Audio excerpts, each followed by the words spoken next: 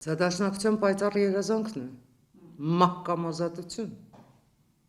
Ասում եմ, սա դաշնակցության պայծառ երազանքն է իշխանափոխության հասնելու համար։ 99-ին չհաջողվեց այնուամենայնիվ, որ իրենք գան իշխանության։ 99-ին հաջողվեց այն, ինչ ծրագրել էր Ռուսաստանը, ինչ ծրագրել էր կոնկրետ Կրեմլը։ Ինչ հետևեց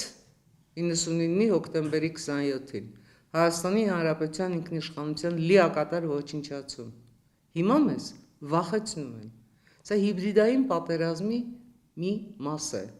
Գիտեք, հիմա այնքան շատ է հիբրիդային պատերազմի արտահայտությունը օգտագործվում։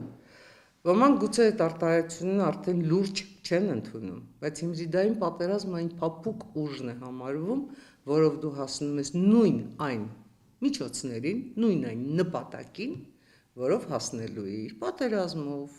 տնտեսական պատժամիջոցներով, դա է հիբրիդային պատերազմի առանձնահատկությունը, դու նյութական ոչինչ չես ծախսում, բայց ունենում ես քո ակնկալված արդյունքը։